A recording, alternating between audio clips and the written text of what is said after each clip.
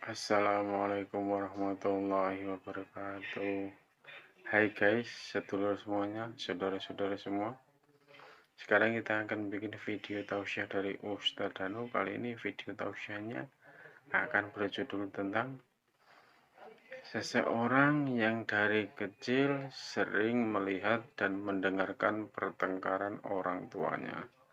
Nanti akan dijelaskan oleh Ustadz Danu bagaimana itu sangat tidak baik sekali untuk anak-anak kita.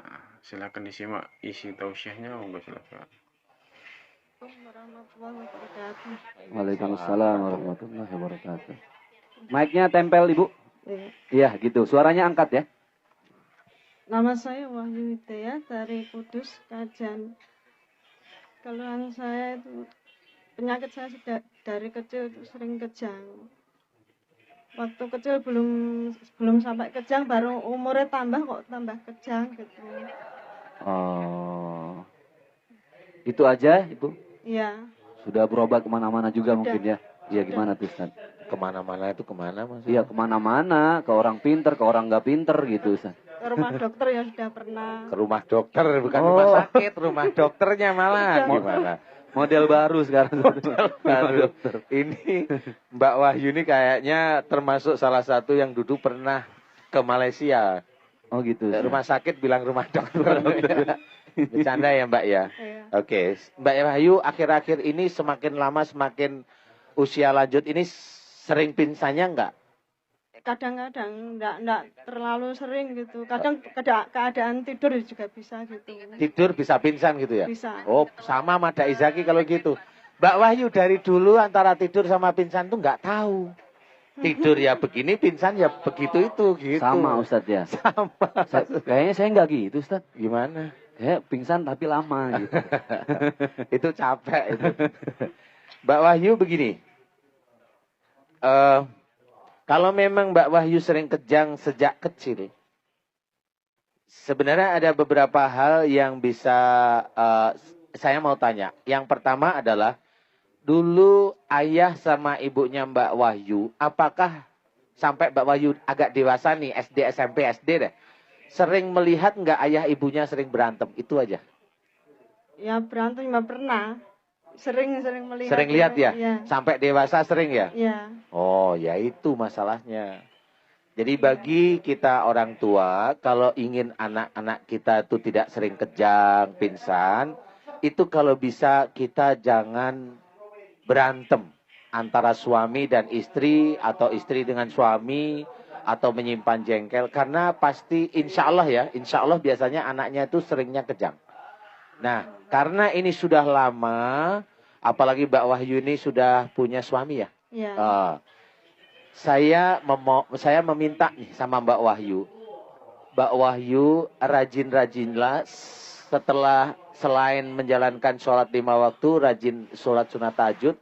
Kemudian dimohonkan ampunan kesalahan dan dosa ibu sama bapak yang menyebabkan dulu awalnya itu Mbak Wahyu pingsan. Jadi doanya seperti ini. Ya Allah, jika saya sering kejang dan pingsan, jika itu disebabkan karena kesalahan dan dosa ibu dan ayah saya, di mana beliau pada waktu saya masih dalam kandungan sampai dewasa, beliau sering berantem, bertengkar, saya mohon ampuni kesalahan dan dosa ibu dan ayah saya. Paham ya? Iya. Dimohonkan ampunan.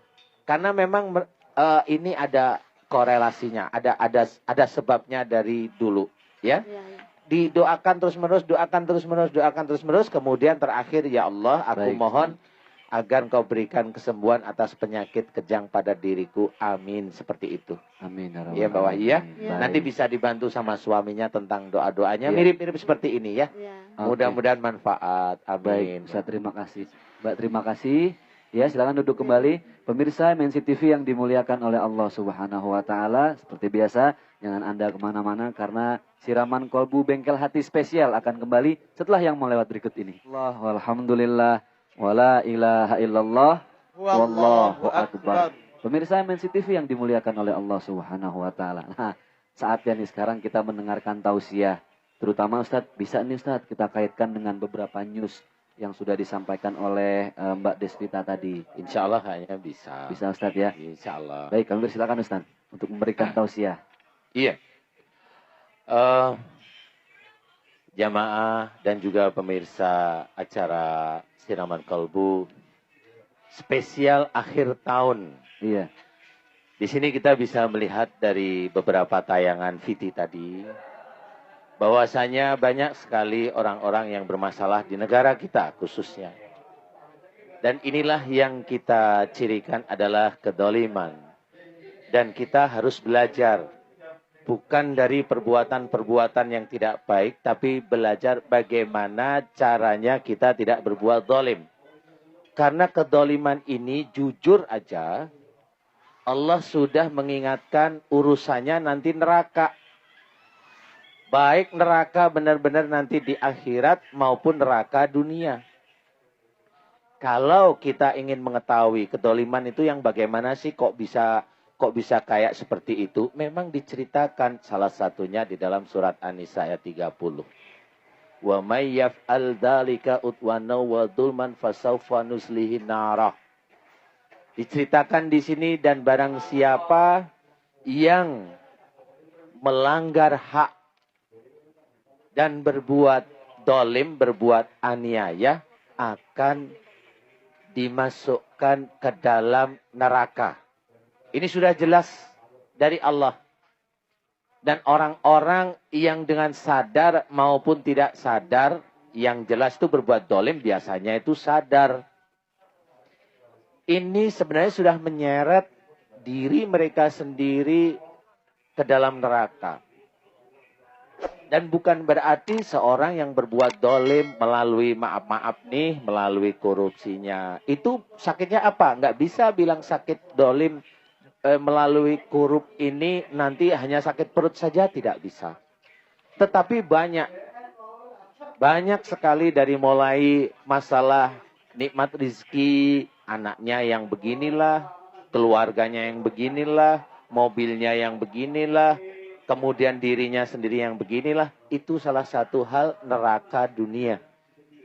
Nah, kita belajar dan saya juga mengajak para yang dekat dengan uang yang kelihatan menggiurkan ini, janganlah itu kita ambil yang bukan milik kita. Belajar lurus-lurus saja, yang insya Allah kalau memang kita belajar lurus, rezeki kita, jalan rezeki kita, insya Allah akan diberikan oleh Allah kepada kita halal dan thayyib. Seperti itu. Dan mudah-mudahan kita hari ini belajar dari keadaan, dari berita yang senantiasa ada di sekeliling kita. Mudah-mudahan ini bisa manfaat bagi kita semuanya. Amin. Baik.